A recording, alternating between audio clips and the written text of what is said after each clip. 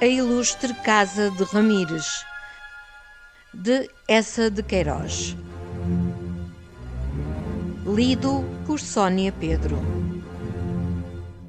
Capítulo 2.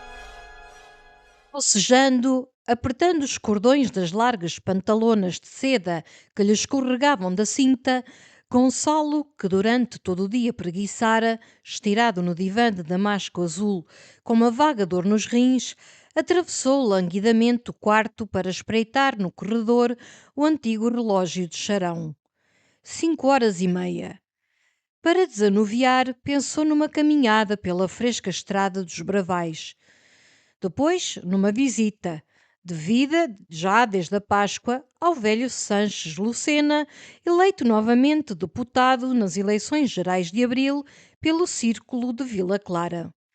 Mas a jornada afeitosa, à quinta do Sanches Lucena, demandava uma hora a cavalo, desagradável, com aquela teimosa dor nos rins que o filara na véspera à noite, depois do chá na Assembleia da Vila.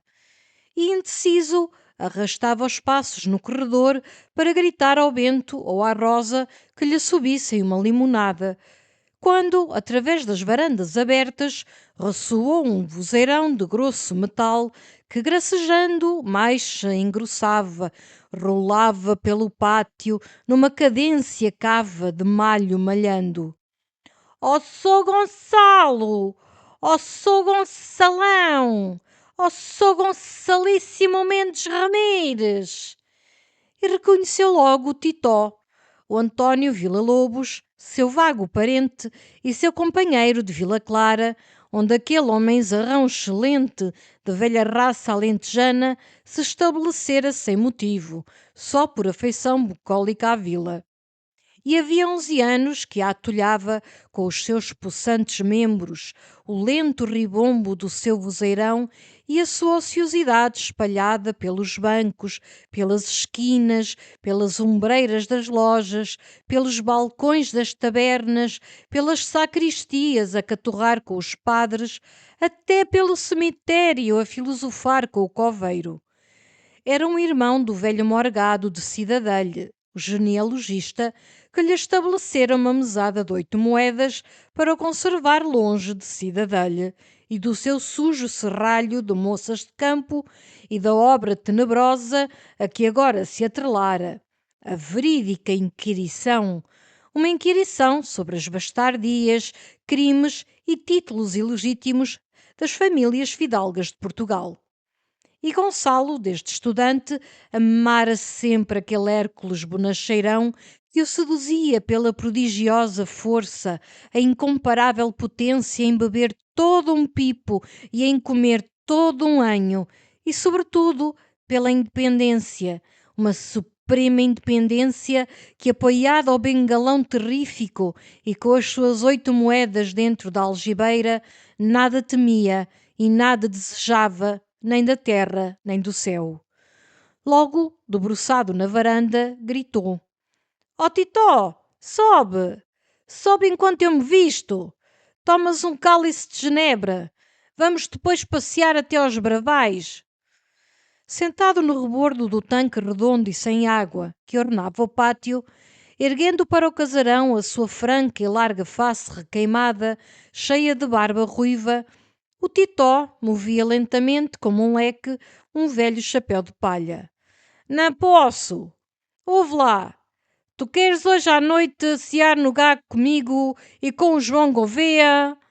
Vai também o Videirinha e o violão. Temos uma tainha assada, uma famosa, enorme, que eu comprei esta manhã a uma mulher da costa por 5 tostões. Assada pelo gago. Entendido, hein? O gago abre pipa nova de vinho do Abade de Xandim. Eu conheço vinho, é daqui, da Ponta Fina. E Titó, com 2 dedos delicadamente, sacudiu a ponta mole da orelha. Mas Gonçalo, repuxando as pantalonas, hesitava. Oh, mãe, eu ando com o estômago arrasado. E desde ontem à noite uma dor nos rins, ou no fígado, ou no baço, não sei bem, numa dessas entranhas. Até hoje, para o jantar, só caldo de galinha e galinha cozida. Enfim, vá. Mas, à cautela, recomendo ao gago que me prepare para mim um franguinho assado. Onde nos encontramos? Na Assembleia? O Titó despegara logo do tanque, pousando na nuca o chapéu de palha. Hoje não me gasto pela Assembleia. Tenho, senhora. Das 10 para as 10:30, no chafariz. Vai também o Videirinha com a viola. Viva! Das 10 para as 10:30. Entendido? E franguinho assado para Sua Excelência que se queixa do rim. E atravessou o pátio com lentidão bovina, parando a colher numa roseira junto ao portão uma rosa com que floriu a quinzena de veludilho cor de azeitona. Imediatamente, Gonçalo decidira não jantar, certo dos benefícios daquele jejum até às 10 horas, depois de um passeio pelos Bravais e pelo Vale da Riosa. E antes de entrar no quarto para se vestir, empurrou a porta envidraçada sobre a escura escada da cozinha, gritou pela Rosa cozinheira.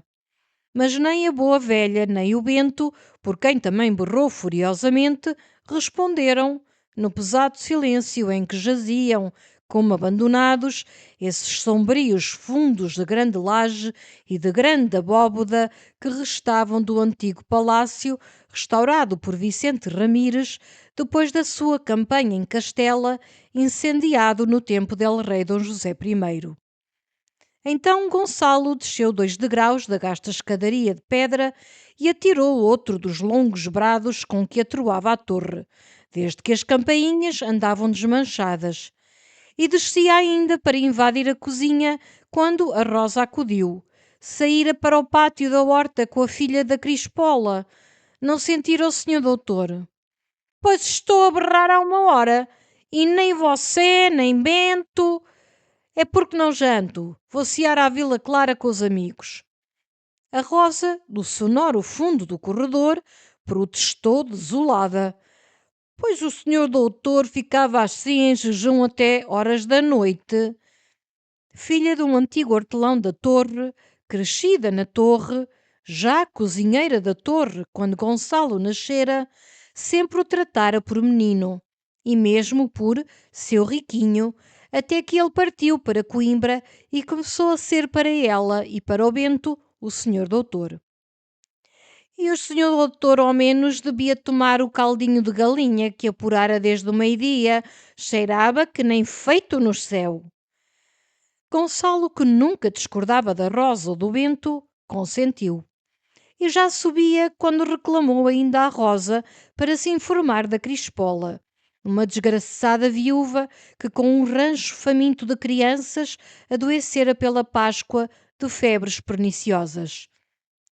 A Crispola vai melhor, senhor doutor. Já se levanta. Diz a pequena que já se levanta, mas muito derriadinha. Gonçalo desceu logo outro degrau, debruçado na escada, para mergulhar mais confidencialmente naquelas tristezas. Olhe, ó Rosa, então se a pequena aí está, coitada, que leve para casa à mãe a galinha que eu tinha para jantar. E o caldo? Que leve a panela. Eu tomo uma chávena de chá com biscoitos. E olhe, mande também 10 tostões à Crispola. Mande 2.000 réis. Escute, mas não lhe manda a galinha e o dinheiro assim secamente. Diga que estimo as melhoras e que lá passarei por casa para saber. E esse animal do Bento que me suba água quente. No quarto, em mangas de camisa, diante do espelho, um imenso espelho rolando entre colunas douradas, estudou a língua que lhe parecia saborrosa.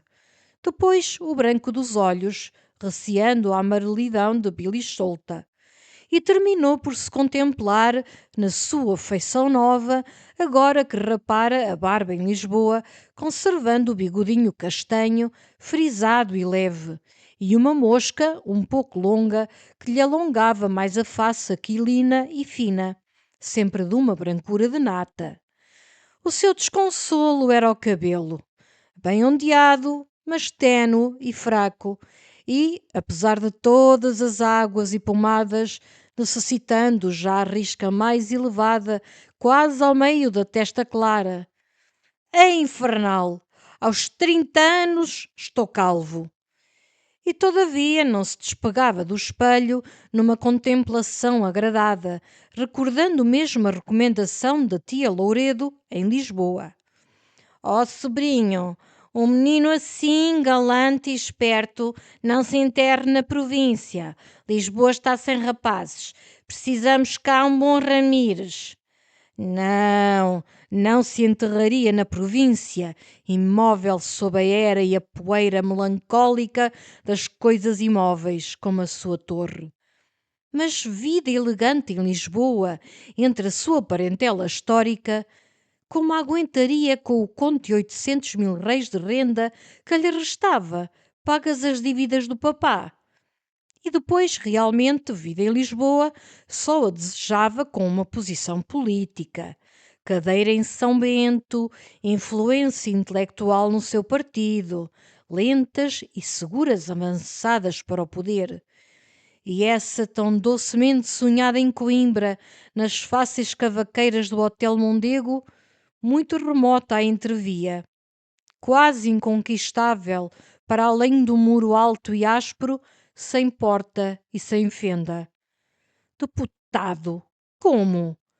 Agora, com o horrendo São Fulgêncio e os históricos no Ministério, durante 3 gordos anos, não voltaria a eleições gerais.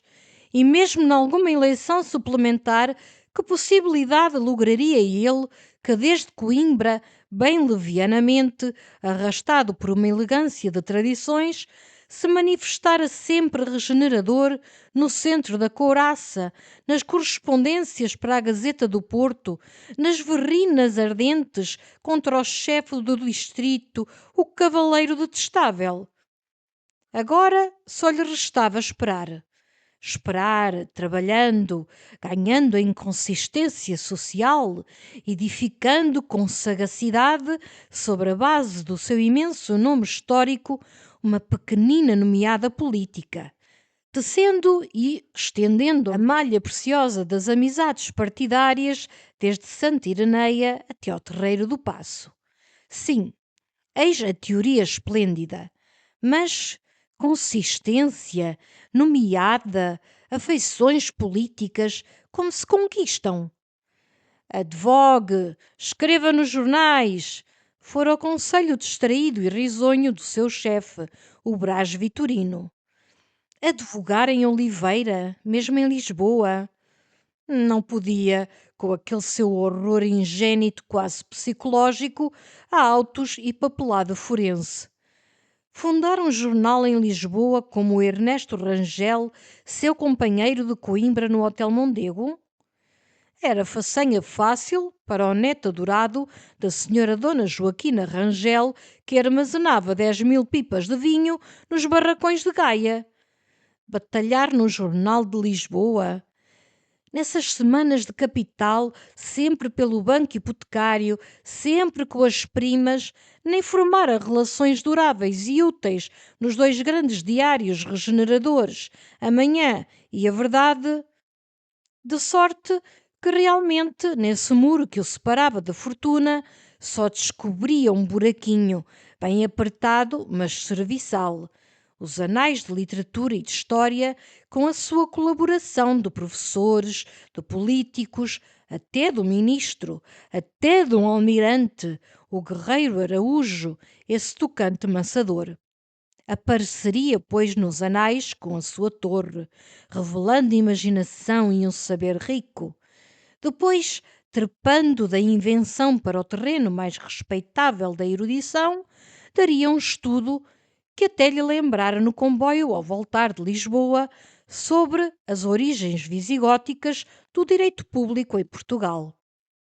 Oh, nada conhecia, é certo, dessas origens e desses visigodos, mas com a bela história da administração pública em Portugal que lhe emprestara o Castanheiro, comporia corrediamente um resumo elegante.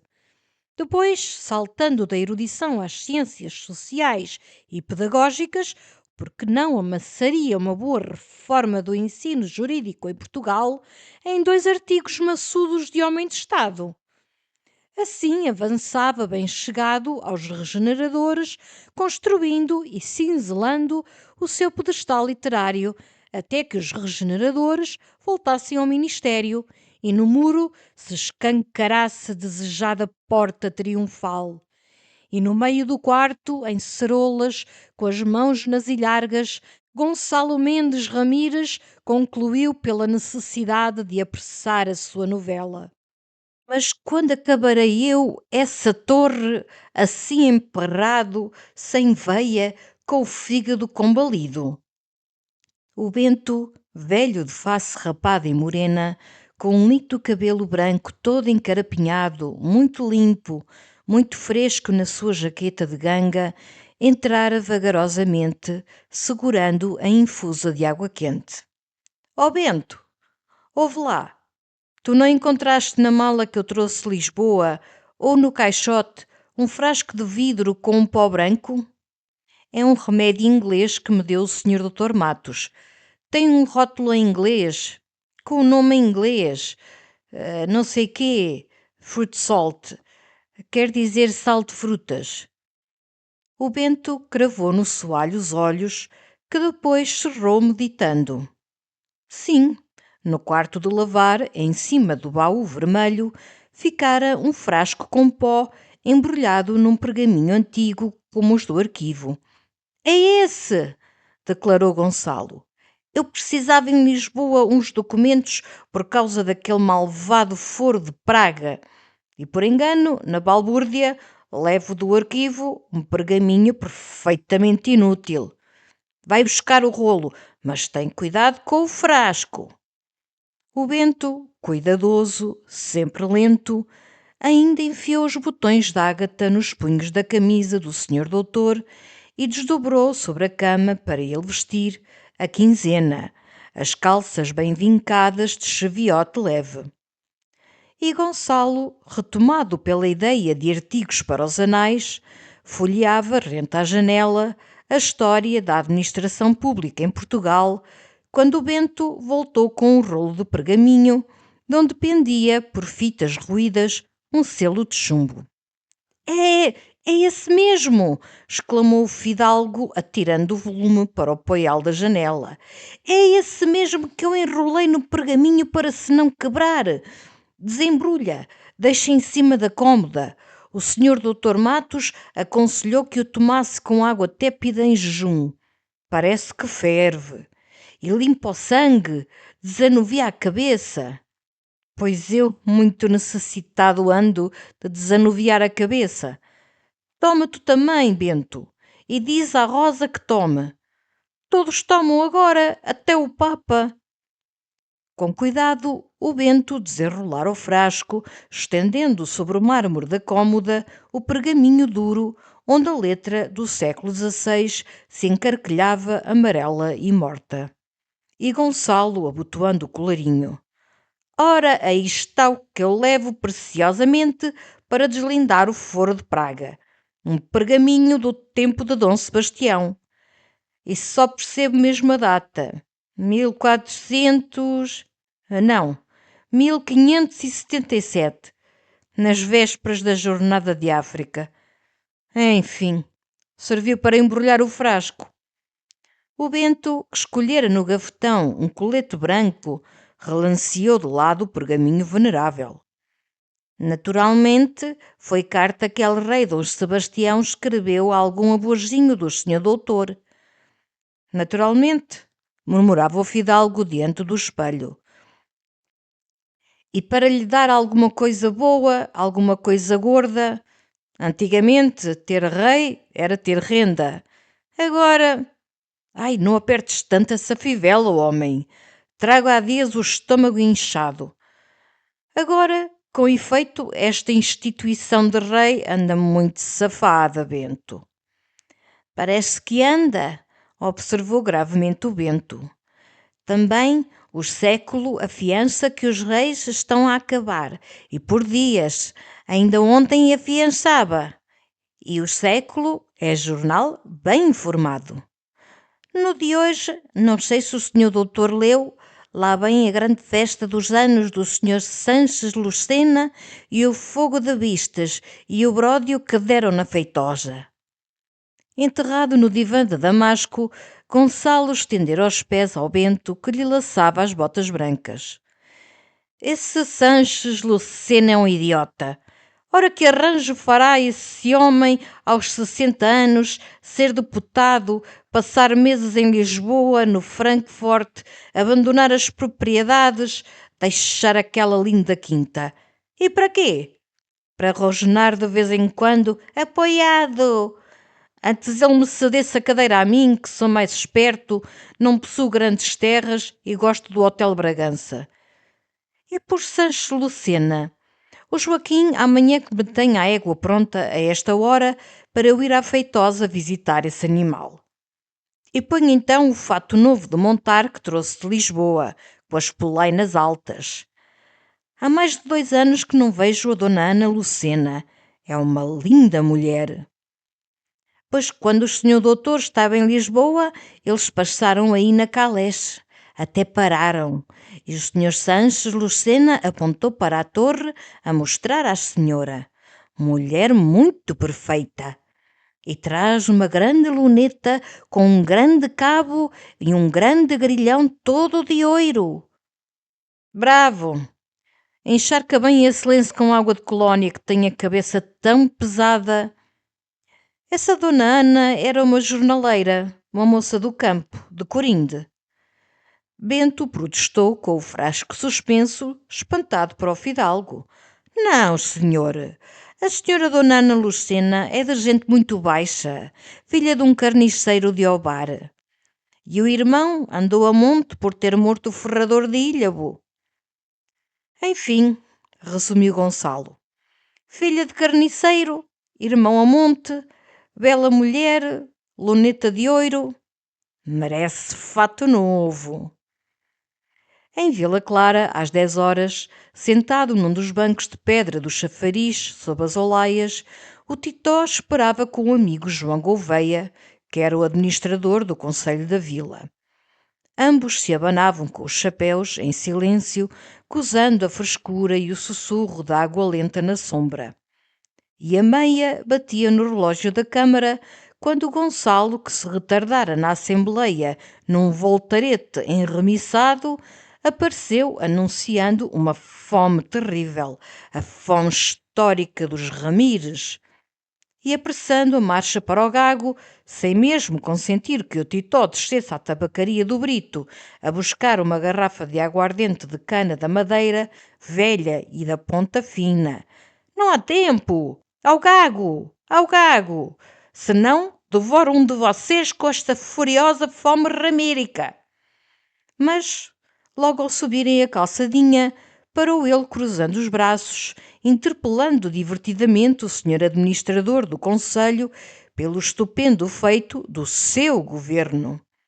Então, o seu governo, os seus amigos históricos, o seu honradíssimo São Fulgêncio, nomeavam para governador civil de Monforte o António Moreno. O António Moreno, tão justamente chamado em Coimbra Antoninha Morena? Não, realmente, era a derradeira degradação a que podia rolar um país.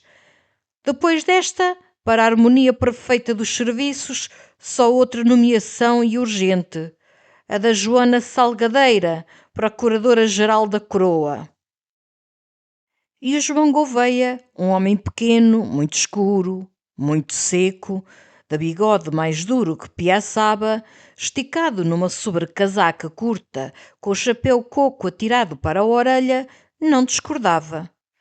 Empregado imparcial, servindo os históricos como servira os regeneradores, sempre acolhia com imparcial ironia as nomeações de bacharéis novos, históricos ou regeneradores para os gordos lugares administrativos. Mas, neste caso, sinceramente, quase vomitara, rapazes. Governador civil e de Monforte, o António Moreno, que ele tantas vezes encontrara no quarto em Coimbra, vestido de mulher, de roupão aberto e a carinha bonita coberta de pó de arroz? E travando do braço do fidalgo, recordava a noite em que o José Gorjão, muito bêbado, da cartola e com um revólver, exigia furiosamente que o padre Justino, também bêbado, o casasse com o Antoninho diante de um nicho da Senhora da Boa Morte. Mas o Titó, que esperava, floreando o bengalão, declarou àqueles senhores que se o tempo subjava para arrastarem assim na rua a conversar de política e de indecências, então voltava ele ao Brito buscar a aguardentezinha. Imediatamente, o fidalgo da torre, sempre brincalhão, sacudiu o braço do administrador e galgou pela calçadinha aos corcovos, com as mãos fortemente juntas, como colhendo uma rédea contendo um cavalo que se desboca.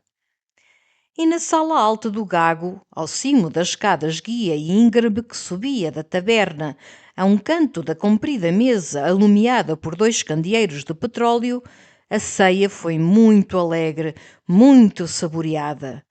Gonçalo, que se declarava miraculosamente curado pelo passeio até aos Bravais e pelas emoções do Voltarete, em que ganhara 19 tostões ao Manuel Duarte, começou por uma pratada de ovos com chouriço, devorou metade da tainha, devastou o seu frango de doente, clareou o prato da salada de pepino, findou por um montão de ladrilhos de marmelada.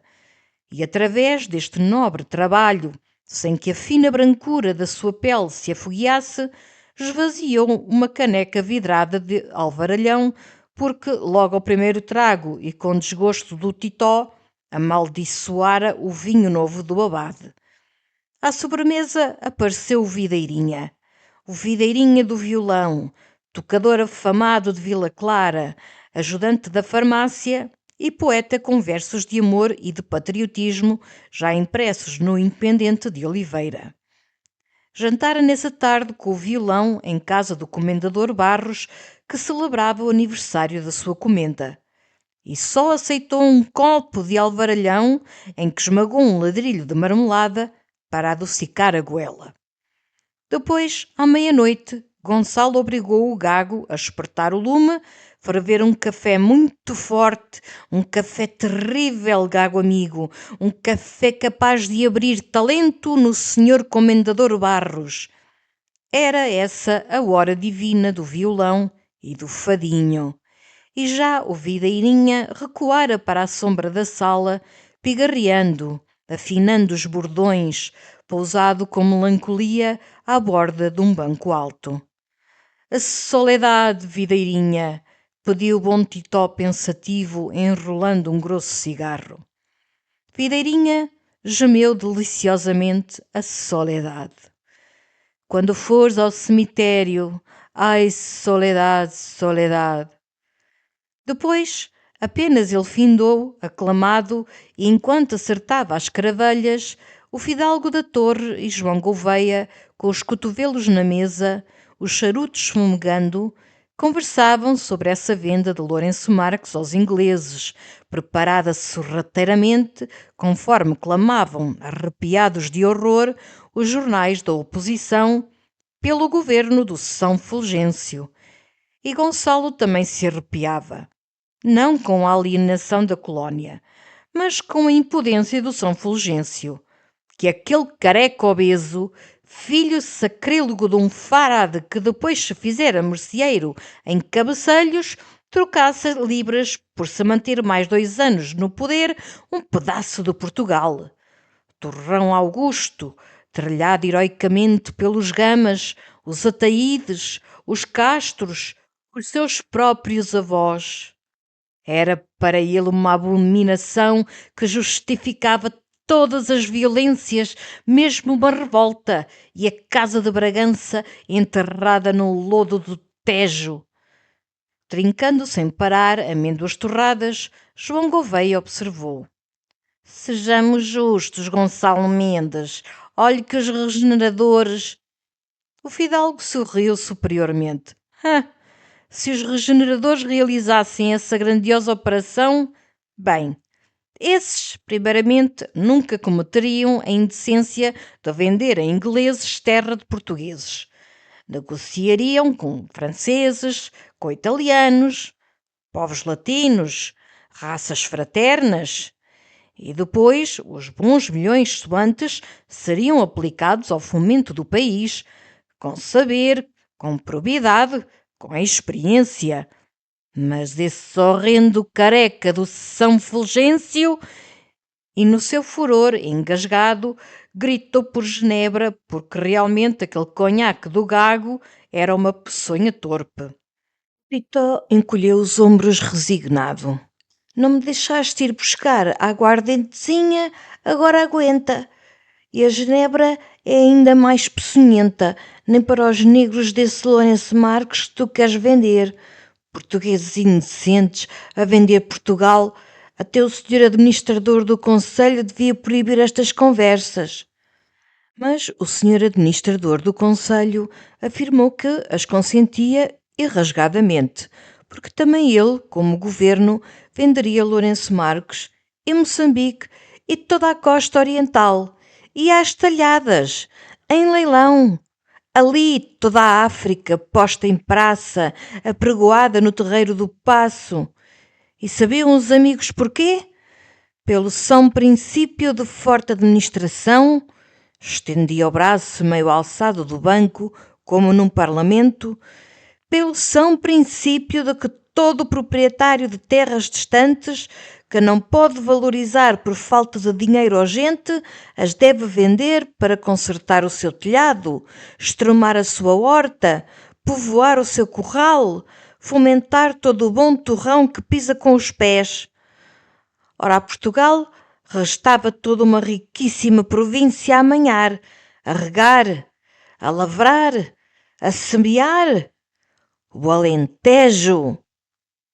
Titó lançou o vozeirão, desdenhando o Alentejo como uma película de terra de má qualidade que, fora umas léguas de campos em torno de Beja e de Serpa, por um grão só dava 2, e apenas esgaravatada, logo mostrava o granito.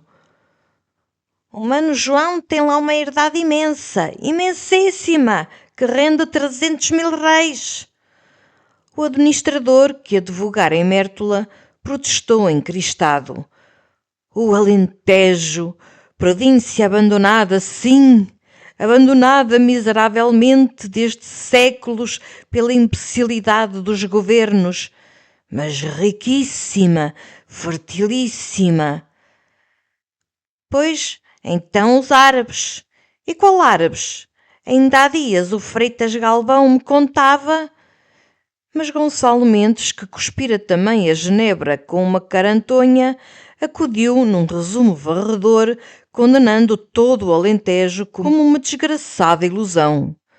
Estirado por sobre a mesa, o administrador gritava: "Você já esteve no Alentejo?" "Também nunca estive na China e..." "Então não vale. Só a vinha espantosa que plantou o João Maria. Quê? Umas 100 pipas de zurrapa, mas noutros sítios, léguas e léguas sem um celeiro, uma charneca." E através do tumulto, o Videirinha, repanicando com solitário ardor, levado na torrente de ais do fado da Ariosa, soluçava contra uns olhos negros donos do seu coração. Ai, que dos teus negros olhos me venhões a perdição. O petróleo dos candeeiros findava e o gago, reclamado para trazer castiçais, surdiu em mangas de camisa detrás de uma cortina de chita, com a sua esperta humildade banhada em riso, lembrando as suas excelências que passava da 1 horazinha da noite. O administrador, que detestava noitadas nocivas à sua garganta, de amígdalas loucamente inflamáveis, puxou o relógio com terror e, rapidamente, reabotoado na sobrecasaca de chapéu coco mais tombada à banda, apressou o lento Titó, porque ambos moravam no alto da vila. Ele defronte do correio, o outro na viela das Teresas, numa casa onde outrora habitara e aparecera apunhalado o antigo carrasco do Porto. O Titó, porém, não se aviava. Com o bengalão debaixo do braço, ainda chamou o Gago ao fundo sombrio da sala estreita para cochichar sobre o embrulhado negócio de uma compra de espingarda, soberba espingarda Winchester, empenhada ao Gago pelo filho do tabelião Guedes de Oliveira.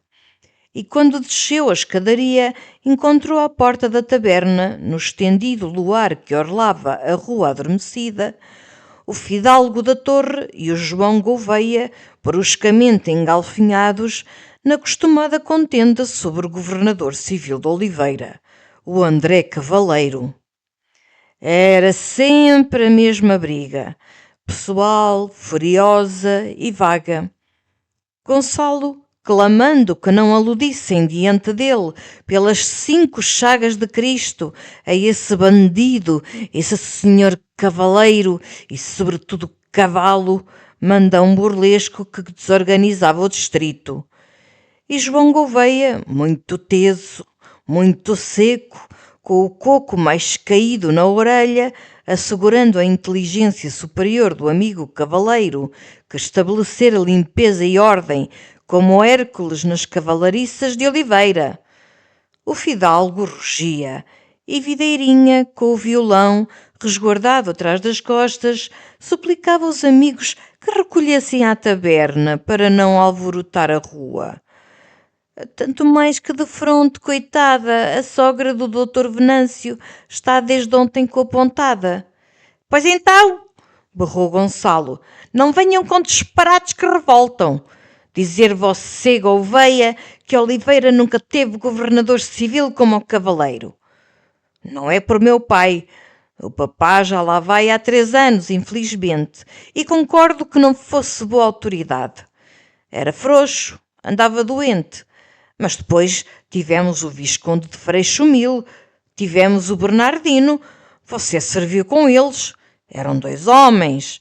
Mas este cavalo deste cavaleiro, a primeira condição para a autoridade superior de um distrito é não ser burlesca. E o cavaleiro é de entremês, aquela guedalha de trovador e a horrenda bigodeira negra, e o olho languinhento a pingar namoro, e o papo empinado, e o pó. É de entremês, é estúpido, de uma estupidez fundamental que lhe começa nas patas, vem subindo, vem crescendo. Oh, senhores, que animal! Sem contar que é malandro. Teso na sombra do imenso Titó como uma estaca junto de uma torre, o administrador mordia o charuto. Depois, de dedo espetado, com uma serenidade cortante: Você acabou? Pois, Gonçalinho, agora escute. Em todo o distrito de Oliveira, note bem, em todo ele, não há ninguém, absolutamente ninguém, que de longe, muito de longe, se compara ao cavaleiro em inteligência, caráter, maneiras, saber e finura política. Fidalgo da Torre emudeceu, varado. Por fim, sacudindo o braço num desabrido, arrogante desespero. Isso são as opiniões de um subalterno. E isso são as expressões do malcriado. Uivou o outro, crescendo todo, com os olhinhos esbugalhados a fuzilar. Imediatamente, entre os dois, mais grosso que um barrote, avançou o braço do Titó, estendendo uma sombra na calçada. Olá, rapazes, que desconchava é este? Vocês estão borrachos. Pois tu, Gonçalo. Mas já Gonçalo, num desses seus impulsos generosos e amoráveis que tão firmemente seduziam, se humilhava, confessava a brutalidade, sensibilizado. Perdoo você, João Gouveia. Sei perfeitamente que você defende o cavaleiro por amizade, não por dependência. Mas que quer, homem? Quando me falam nesse cavalo, não sei se é por contágio da besta, ou reneio, Atira o coice! Gouveia, sem rancor, logo reconciliado porque admirava carinhosamente o fidalgo da torre, deu um puxão forte à sobrecasaca e apenas observou que o Gonçalinho era uma flor, mas picava. Depois, aproveitando a emoção submissa de Gonçalo, recomeçou a glorificação do cavaleiro, mais sóbria.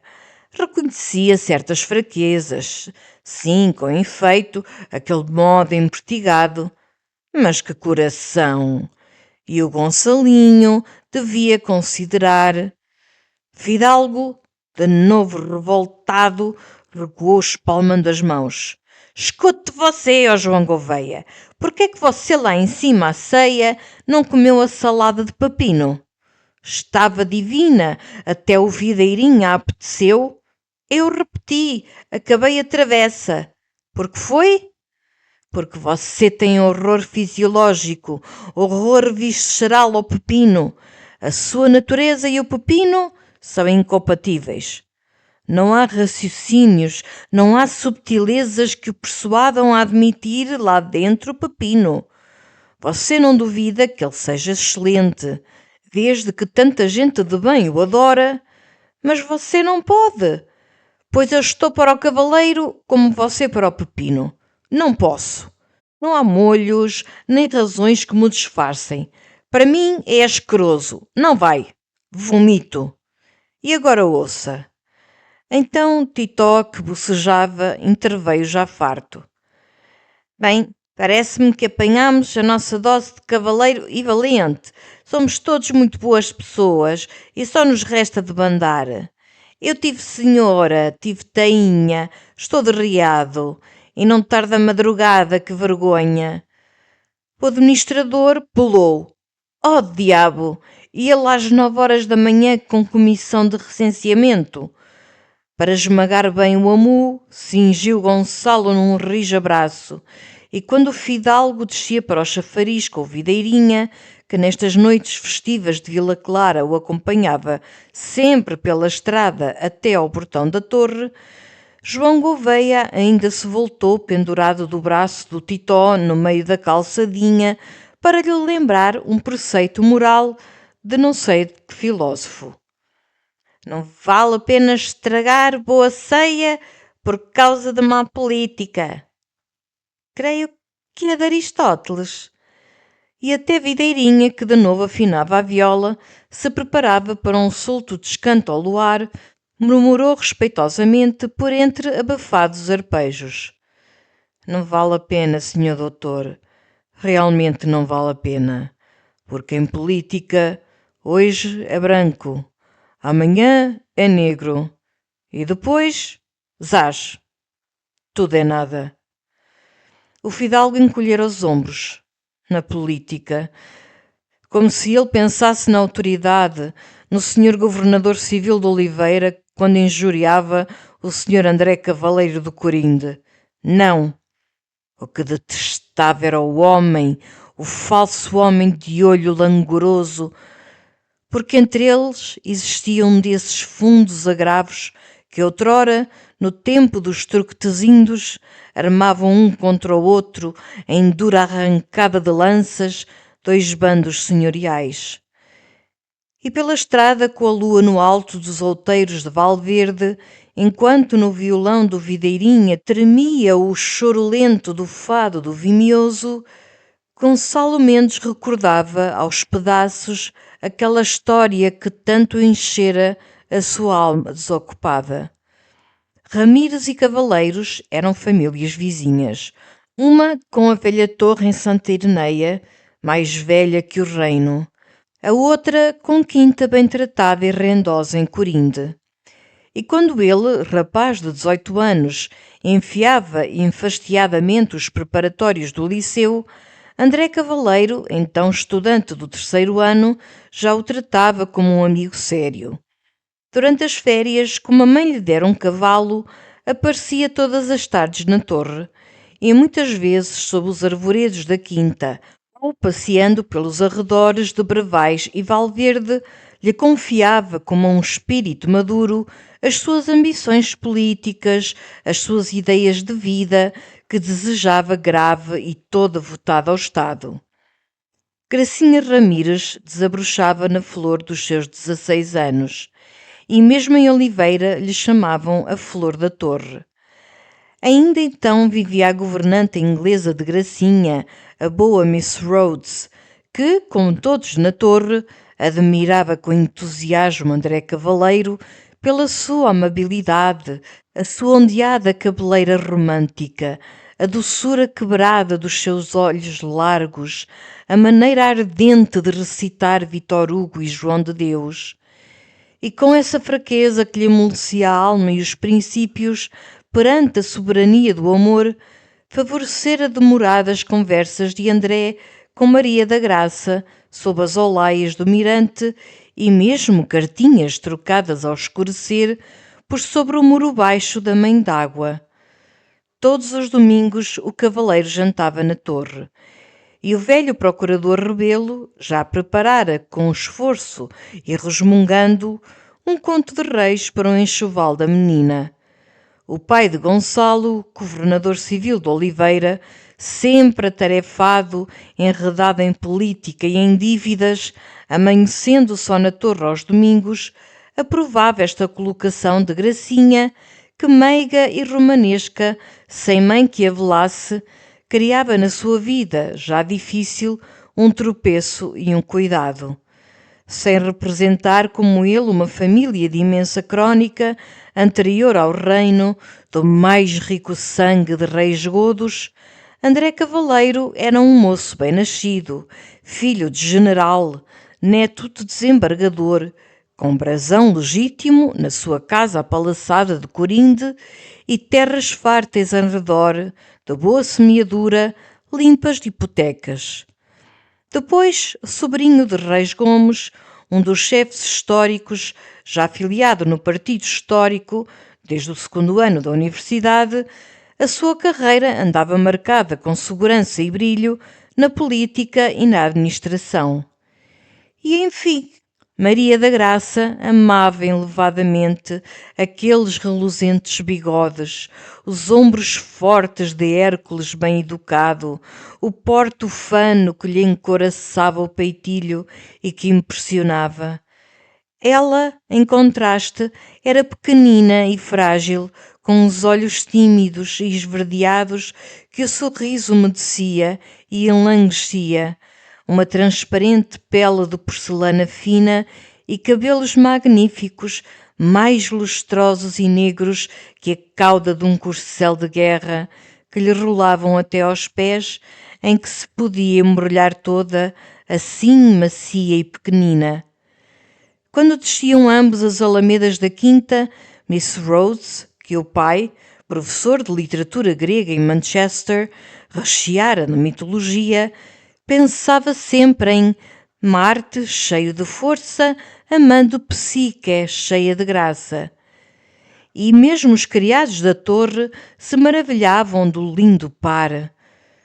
Só a senhora Dona Joaquina Cavaleiro, a mãe de André, senhora obesa e rabugenta, detestava aquela terna assiduidade do filho na torre, sem motivo pesado, só por desconfiar da pinta da menina e desejar nora mais comezinha.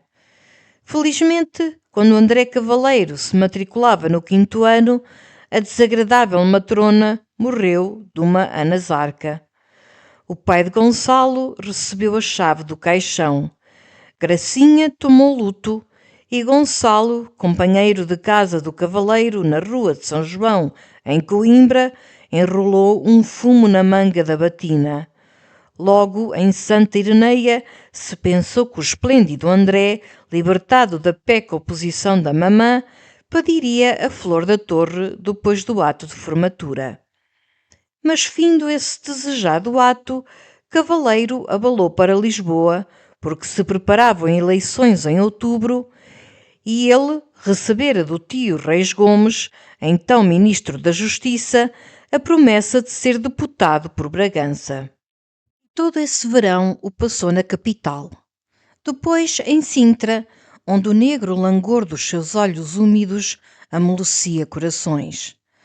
Depois, numa jornada quase triunfal a Bragança, com foguetes e vivas ao sobrinho do senhor conselheiro Reis Gomes, em outubro, Bragança confiou ao Dr. André Cavaleiro, como escreveu o Ecos de Trás-os-Montes, o direito de a representar em cortes com os seus brilhantes conhecimentos literários e a sua formosíssima presença de orador. Recolheu então a Corinde, mas nas suas visitas à torre, onde o pai de Gonçalo convalescia de uma febre gástrica que exacerbara a sua antiga diabetes, André já não arrastava sofregamente Gracinha, como outrora, para as silenciosas sombras da quinta, permanecendo de preferência na sala azul a conversar sobre política com Vicente Ramires, que se não movia da poltrona, embrulhado numa manta. E Gracinha, nas suas cartas para Coimbra a Gonçalo, já se carpia de não correrem tão doces nem tão íntimas as visitas do André à torre, ocupado como andava sempre agora a estudar para deputado. Depois do Natal, o cavaleiro voltou para Lisboa para a abertura das cortes, muito apetrechado com o seu criado Mateus, uma linda égua que comprara em Vila Clara ao Manuel Duarte e 2 caixotes de livros. E a boa Miss Rhodes sustentava que Marte, como convinha a um herói, só reclamaria Psique depois de um nobre feito, uma estreia nas câmaras, num discurso lindo, todo flores. Quando Gonçalo, nas férias da Páscoa, apareceu na torre, encontrou Gracinha inquieta e descurada. As cartas do seu André, que se estreara e num discurso lindo, todo flores, eram cada semana mais curtas, mais calmas, e a última, que ela lhe mostrou em segredo, datada da Câmara, contava em 3 linhas mal rabiscadas que tivera muito que trabalhar em comissões, que o tempo se pusera lindo, que nessa noite era o baile dos condes de Vila Verde e que ele continuava com muitas saudades o seu fiel André. Gonçalo Mendes Ramires, logo nessa tarde, desabafou com o pai que definhava na sua poltrona. Eu acho que o André se está portando muito mal com a Gracinha. O papá não lhe parece? Vicente Ramires apenas moveu, num gesto de vencida tristeza, a mão descarnada, de onde a cada momento lhe escorregava o anel de armas. Por fim, em maio, a sessão das câmaras terminou. Essa sessão que tanto interessara Gracinha, ansiosa que eles acabassem de discutir e tivessem férias. E quase imediatamente, ela em Santa Ireneia, Gonçalo em Coimbra, souberam pelos jornais que o talentoso deputado André Cavaleiro partira para a Itália e França numa longa viagem de recreio e de estudo. E nem uma carta à sua escolhida, quase sua noiva.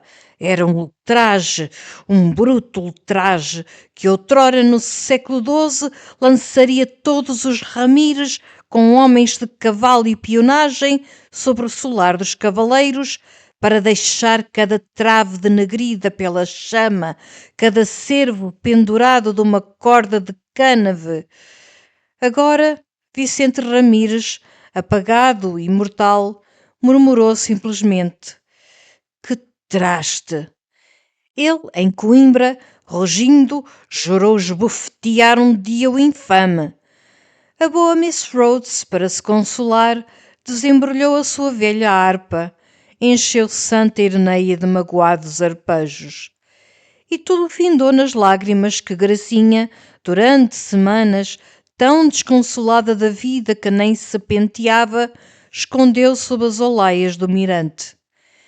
E ainda depois desses anos, a esta lembrança das lágrimas da irmã, um rancor invadiu Gonçalo, tão redivivo que atirou para o lado, para sobre as sebes da vala, uma bengalada como se fosse às costas do cavaleiro.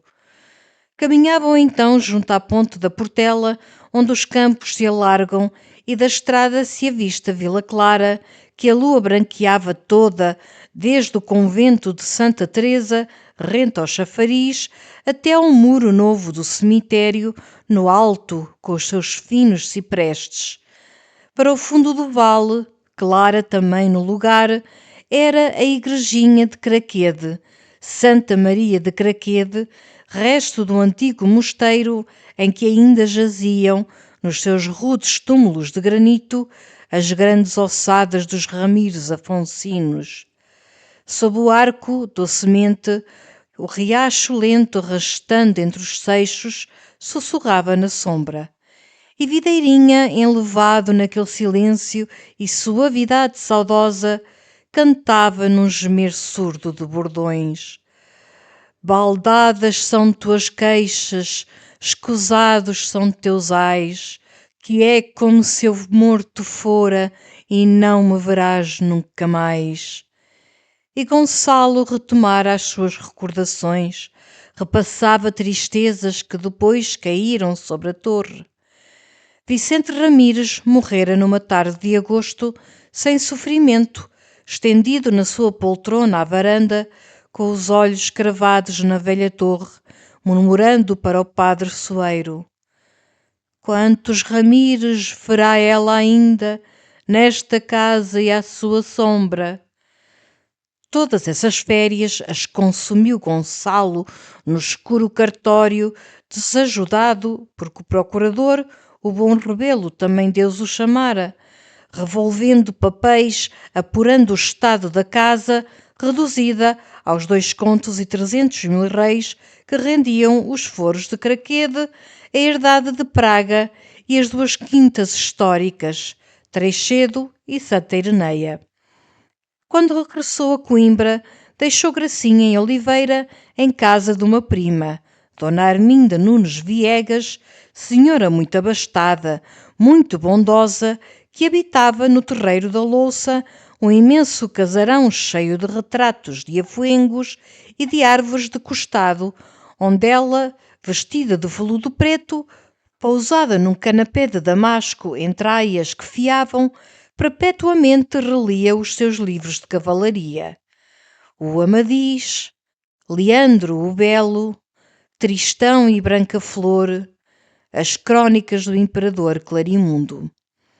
Foi aí que José Barrolo, senhor de uma das mais ricas casas de Amarante, encontrou Gracinha Ramires e a amou com uma paixão profunda, quase religiosa, estranha naquele moço indolente, gorducho, de bochechas coradas como uma maçã e tão escasso de espírito que os amigos lhe chamavam o José Bacoco.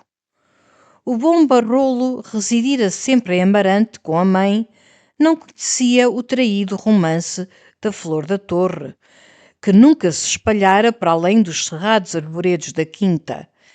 E sob o enternecido e romanesco patrocínio de Dona Arminda, noivado e casamento docemente se apressaram, em 3 meses, depois de uma carta de Barrolo a Gonçalo Mendes Ramires, jurando que a afeição pura que sentia pela prima Graça, pelas suas virtudes e outras qualidades respeitáveis, era tão grande que nem achava no dicionário termos para a explicar. Houve uma boda luxuosa e os noivos, por desejo de Gracinha, para se não afastar da querida torre, depois de uma jornada filial a Amarante, armaram o seu ninho em Oliveira, à esquina do Largo del Rei e da Rua das Tecedeiras, num palacete que o Bacoco herdara, com largas terras do seu tio Melchior, Tião da Sé.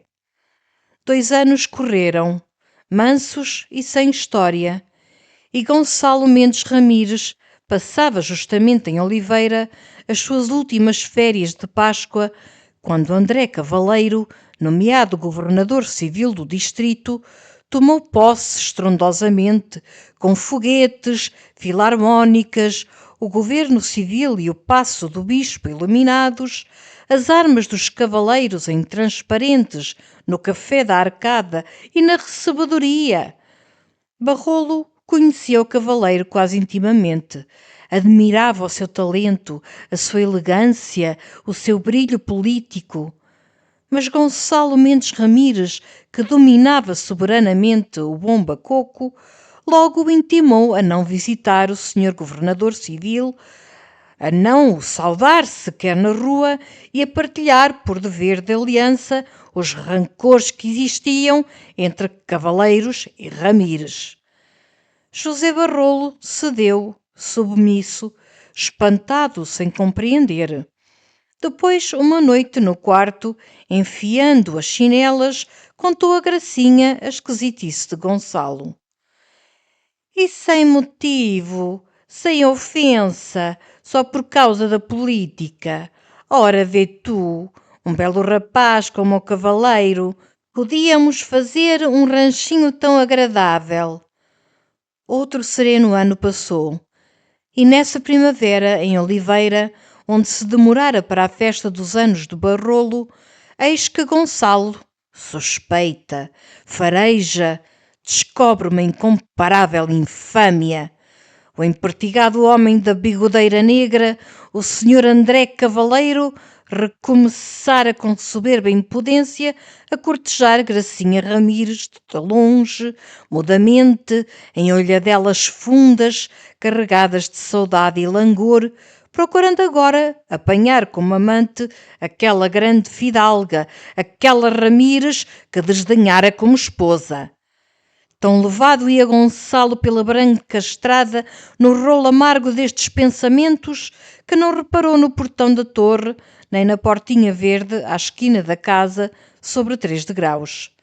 E seguia rente do muro da horta quando Videirinha, que estacara com os dedos mudos nos bordões do violão, o avisou rindo. Oh, senhor doutor, então larga assim estas horas de corrida para os bravais? Gonçalo virou bruscamente, despertado, procurando na algibeira, entre o dinheiro solto, a chavinha do trinco. Ah, nem reparava. Que lindamente você tem tocado, Videirinha. Com lua, depois de ceia, não há companheiro mais poético. Realmente, você é o derradeiro trovador português. Para o ajudante da farmácia, filho de um padeiro de Oliveira, a familiaridade daquele tamanho fidalgo que lhe apertava a mão na botica diante do pires boticário e em Oliveira diante das autoridades, constituía uma glória, quase uma coroação e sempre nova, sempre deliciosa. Logo, sensibilizado, feriu os bordões rijamente. Então, para acabar, lá vai a grande trova, senhor doutor. Era a sua famosa cantiga, o fado dos Ramires, rosário de heroicas quadras, celebrando as lendas da casa ilustre, que ele desde meses apurava e completava, ajudado na terna tarefa pelo saber do velho padre Soeiro, capelão e arquivista da torre. Gonçalo empurrou a portinha verde. No corredor espirrava uma lamparina mortiça, já sem azeite, junto ao castiçal de prata. E Videirinha, recuando ao meio da estrada com um dlinglon ardente, fitara a torre que, por cima dos telhados da vasta casa, mergulhava às ameias, um negro miradouro, no luminoso silêncio do céu do verão. Depois, para ela e para a lua, atirou as endechas glorificadoras na dolente melodia de um fado de Coimbra, rico em ais. Quem te verá sem que estremeça, torre de Santa Ireneia, assim tão negra e calada, por noites de lua cheia? Ai, assim calada, tão negra, torre de Santa Ireneia! Ainda suspendeu para agradecer ao fidalgo que o convidava a subir e enxugar um cálice de genebra salvadora. Mas retomou logo o descantar, ditoso em descontar, como sempre, arrebatado pelo sabor dos seus versos, pelo prestígio das lendas, enquanto Gonçalo desaparecia, com folgazãs desculpas ao trovador, por cerrar a portinha do castelo. Ai, aí estás, forte e soberba, como uma história em cada meia, torre mais velha que o reino, torre de Santa Ireneia. E começara a quadra a Múncio Ramires, dentro do lobo, quando em cima uma sala, aberta à frescura da noite, se iluminou e o fidalgo da torre, com o charuto aceso, se debruçou da varanda para receber a serenata. Mais ardente, quase soluçante, vibrou o cantar do Videirinha. Agora era a quadra do Gutierres Ramires, na Palestina, sobre o Monte das Oliveiras, à porta da sua tenda, diante dos barões que o aclamavam com as espadas nuas, recusando o ducado de Galileia e o senhorio das terras de Além-Jordão, que não podia em verdade aceitar terra, mesmo santa, mesmo de Galileia. Quem já tinha em Portugal terras de Santa Ireneia. Boa piada, murmurou Gonçalo. Videirinha, entusiasmado, entoou logo a outra nova, trabalhada nessa semana, a do saimento de Aldonça Ramires, Santa Aldonça, trazida do mosteiro de Arouca ao solar de Treixedo, sobre o almadraca em que morrera, aos ombros de 4 reis. Bravo! Gritou o fidalgo pendurado da varanda. Essa é famosa, ó Videirinha. Mas há aí reis demais. 4 reis. Enlevado, empinando o braço do violão, o ajudante da farmácia lançou outra, já antiga, a daquele terrível Lopo Ramires que morto se erguera da sua campa no mosteiro de Craquede. Montara um ginete morto e toda a noite galopara através da Espanha para se bater nas navas de Tolosa. Pigarreou e mais chorosamente atacou a do descabeçado. Lá passa a negra figura. Mas Gonçalo, que abominava aquela lenda, a silenciosa figura degolada, errando por noites de inverno entre as ameias da torre, com a cabeça nas mãos, despegou da varanda, deteve a crónica imensa. Toca a deitar, ó Videirinha, hein? Passa das 3 horas. É um horror. Olhe, o Titó e o Gouveia jantam cá na torre no domingo. Apareça também com o violão e cantiga nova, mas menos sinistra. Buonasera. Que linda noite. Atirou o charuto, fechou a vidraça da sala. A sala velha toda revestida desses denegridos e tristonhos retratos de Ramires que ele desde pequeno chamava as carantonhas dos vovós. E atravessando o corredor ainda sentia rolarem ao longe, no silêncio dos campos cobertos de luar, façanhas rimadas dos seus. Ai, lá na grande batalha, el rei Dom Sebastião, o mais moço dos Ramires, que era pajem do guião.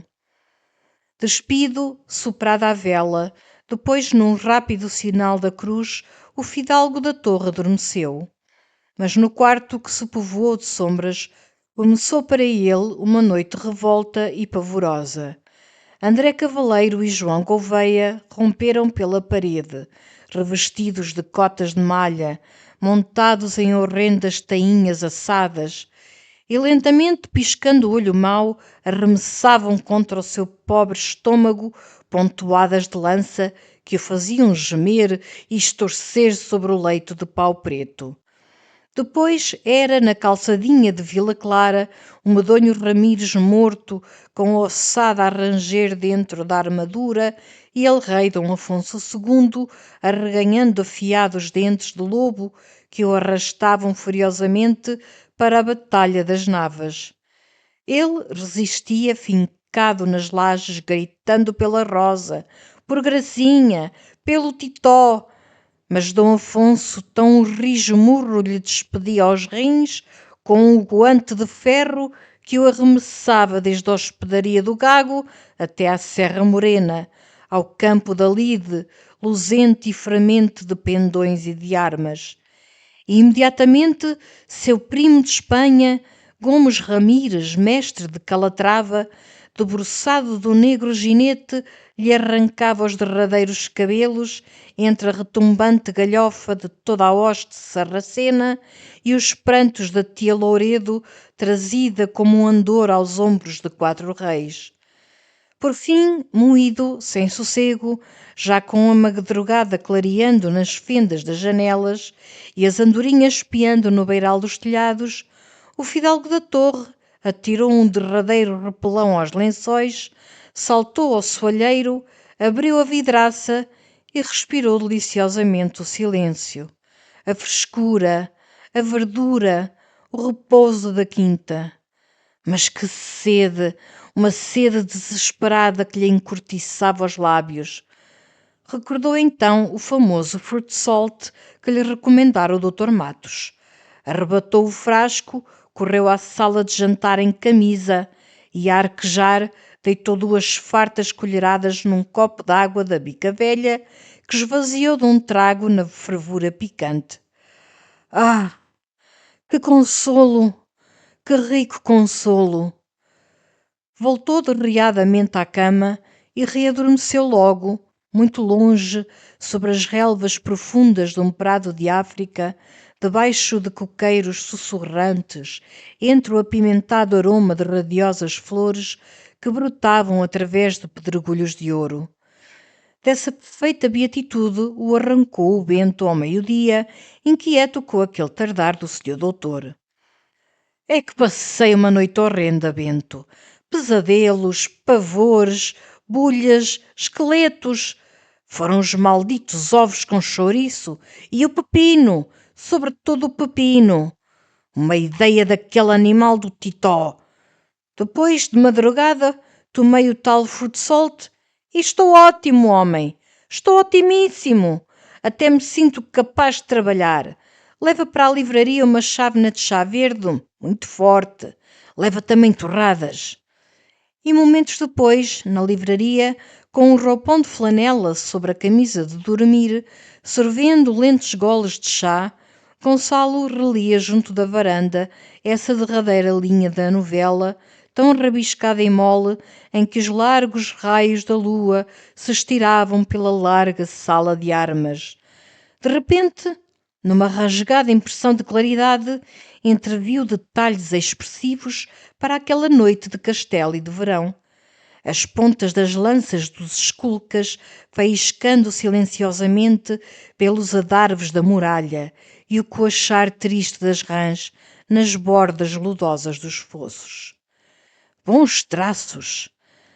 Achegou devagar a cadeira, consultou ainda no volume do bardo o poemeto do tio Duarte e, desanuviado, sentindo as imagens e os dizeres surgirem como bolhas de uma água represa que arrebenta, atacou esse lance do capítulo 1 em que o velho truquetezinho Ramires, na sala de armas de Santa Ireneia, conversava com seu filho Lourenço e seu primo Dom Garcia Viegas, o sabedor de aprestos de guerra. Guerra? Porquê? Acaso pelos cerros arraianos corriam ligeiros entre o arvoredo almogávares mouros? Não, mas desgraçadamente, naquela terra já remida e cristã, em breve se cruzariam umas contra outras nobres lanças portuguesas. Louvado Deus! A pena desemperrara, e atento às páginas marcadas num tomo da história de Herculano, esboçou com segurança a época da sua novela, que abria entre as discórdias de Afonso II e de seus irmãos por causa do testamento de El-Rei, seu pai, Dom Sancho I. Nesse começo do capítulo, já os infantes Dom Pedro e Dom Fernando, esbulhados, andavam por França e Leão.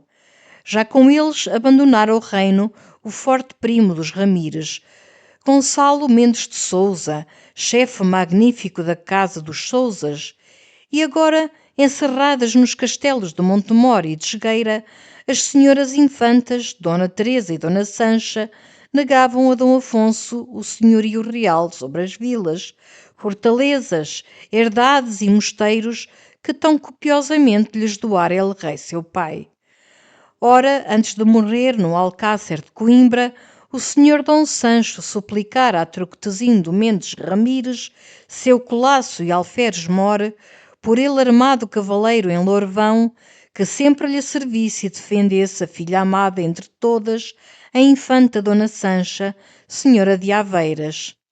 Assim o jurara o leal rico homem, junto do leito, onde nos braços do bispo de Coimbra e do prior do hospital, sustentando a candeia, agonizava vestido de burel como um penitente, o vencedor de Silves. Mas eis que rompe a fera contenda entre Afonso II, asperamente cioso da sua autoridade de rei, e as infantas, orgulhosas, impelidas à resistência pelos freiros do templo e pelos prelados a quem Dom Sancho legara tão vastos pedaços do reino. Imediatamente Alenquer e os arredores de outros castelos são devastados pela hoste real que recolhia das naves de Tolosa. Então Dona Sancha e Dona Teresa apelam para el Rei de Leão, que entra com seu filho Dom Fernando por terras de Portugal a socorrer as donas oprimidas. E neste lance, o tio Duarte, no seu castelo de Santa Ireneia, interpelava com soberbo garbo o alferes mor de Sancho I. Que farás tu, mais velho dos Ramires, se ao pendão leonês juntas o teu, traz o preito que deves ao rei vivo, mas se as infantas deixas indefesas, traz a jura que destes ao rei morto. Esta dúvida, porém, não angustiara a alma desse Truquetezindo, rude e leal, que o fidalgo da torre rijamente modelava. Nessa noite apenas recebera pelo irmão do alcaide de Aveiras, disfarçado em beguino, um aflito recado da senhora Dona Sancha, ordenara a seu filho Lourenço que ao primeiro rebole, com 15 lanças, 50 homens de pé da sua mercê e 40 besteiros, corresse sobre Monte Mor. Ele, no entanto, daria alarido e em 2 dias entraria a campo com os parentes de Solar, um troço mais rijo de cavaleiros aconteados e de frecheiros para se juntar a seu primo, o Sousão, que na vanguarda dos leoneses descia de Alva do Douro. Depois, logo de madrugada, o pendão dos Ramires, o Açor negro em campo escarlate, se plantara diante das barreiras gateadas. E ao lado, no chão, amarrado à haste por uma tira de couro, reluzia o velho emblema senhorial, o sonoro e fundo caldeirão polido. Por todo o castelo se apressavam os serviçais, despedorando as servilheiras, arrastando com fragor pelas lajes os pesados saios de malhas de ferro. Nos pátios, os armeiros aguçavam as cumas, amaciavam a dureza das grevas e cochotes com camadas de estopa. Já o adail na uxaria arrolara as rações de vianda para os 2 quentes dias da arrancada. E por todas as cercanias de Santa Ireneia, na doçura da tarde, os atambores mouriscos abafados no arvoredo, tantarã, tantarã, ou mais vivos nos cabeços, rantantã, rantantã, convocavam os cavaleiros de soldo e pionagem e a pionagem da mesnada dos Ramires. No entanto, o irmão do alcaide, sempre disfarçado em beguino, de volta ao castelo de Aveiras com a boa nova de prestes socorros, transpunha ligeiramente a levadiça da Carcova. E aqui, para alegrar tão sombrias vésperas de guerra, o tio Duarte, no seu poemeto, engastara uma sorte galante. À moça que na fonte enchia a bilha, o frade rouba um beijo e diz amém. Mas Gonçalo hesitava em desmanchar com um beijo de clérigo a pompa daquela formosa sortida de armas, e mordia pensativamente a rama da pena, quando a porta da livraria rangeu. O correio. Era o Bento com os jornais e 2 cartas. O fidalgo apenas abriu uma, lacrada com o enorme sinete de armas do Barrolo, em que reconhecera a letra detestada do seu alfaiate de Lisboa. E, imediatamente, com uma palmada na mesa: "Oh, diabo! Quantos do mês hoje? 14, hein?"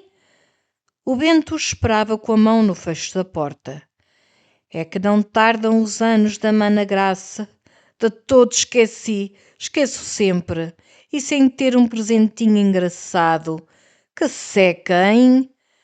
Mas na véspera, o Manuel Duarte, na Assembleia, à mesa do Voltarete, anunciara uma fuga a Lisboa por 3 dias para tratar do emprego do sobrinho nas obras públicas. Pois corria à Vila Clara pedir ao Sr. Manuel Duarte que lhe comprasse em Lisboa um bonito guarda-solinho de seda branca com rendas. O Sr. Manuel Duarte tem gosto, tem muito gosto. E então Joaquim, que não sela égua, já não vou ao Sancho Lucena. Ó senhores, quando pagarei eu esta infame visita? Há 3 meses. Então, por 2 dias mais, a bela Ana não envelhece e o velho Lucena também não morre. O fidalgo da torre, que decidira arriscar o beijo folgazão, retomou a pena, arredondou o seu filial com elegante harmonia. A moça furiosa gritou: "Fu, fu, vilão!" E o beguino, assobiando, aligeirou as sandálias pelo córrego na sombra das altas faias, enquanto que por todo o Frescoval, até Santa Maria de Craquede, os atambores mouriscos "tararã, rantantã" convocavam a mesnada dos Ramires na doçura da tarde.